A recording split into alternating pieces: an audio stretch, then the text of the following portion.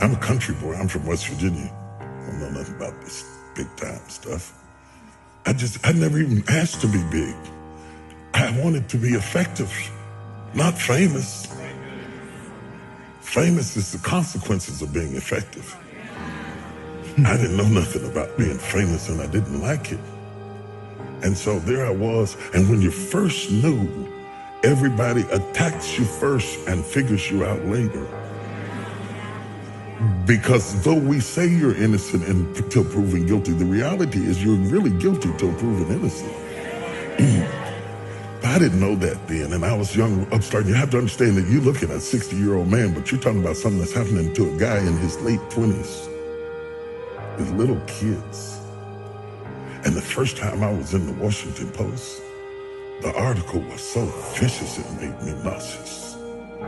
I was so shocked that you could say that stuff about somebody you didn't even know based on assumptions and a little bit of this and a little bit of that. They piece it all together and you don't get to say anything back.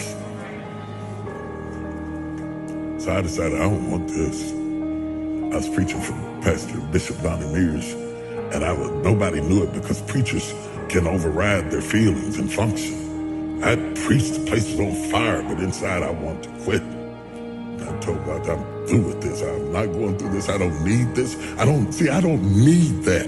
I don't have to have all of that stuff to be happy. So I thought, I'm not doing this no more. I'm not doing it. I'm not doing this. I'm not doing this because I don't need this and I didn't ask for this. I'm only doing this because of what happened in my life, of the circumstances that happened in my life. He put me on stage. I didn't ask for it. So I was mad inside and I was hurt. And I stayed up in the fellowship with the pastors because I didn't want to go back to my room and sulk in my own sorrows. And they said, there's a lady downstairs waiting to see you. The service was over and the fellowship was over. The pastor started to leave. I was trying to outwait her. I thought she'd give up and leave. And when I finally came down the steps, she was there. And she was just a willowy bit of a woman. And she said, Bishop Jakes, she said, I've been in the hospital.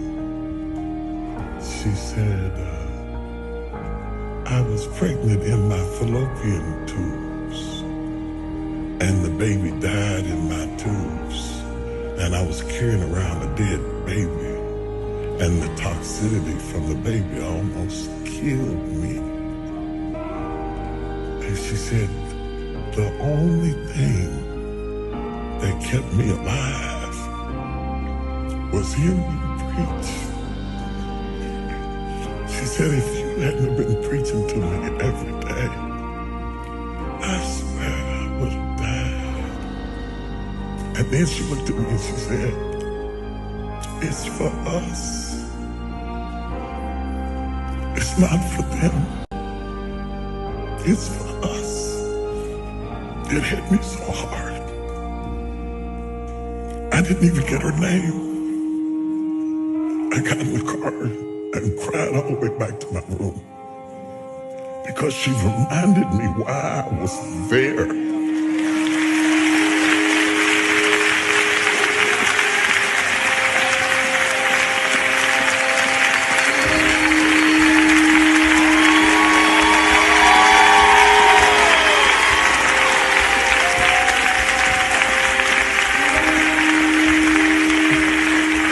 I just left last week when I text you.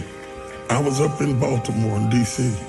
and I was doing a book signing. And this woman came up to the table to buy sword. She said, you don't remember me, do you? I said, no. She didn't even look like the same person. She's all dressed up and gained weight. She felt like she wants to say. She said, I met you in the bottom of Donnie Mears Church years ago, and I burst into tears. I lost it. I stopped the signing, and I jumped up and hugged her. If it were not for that woman,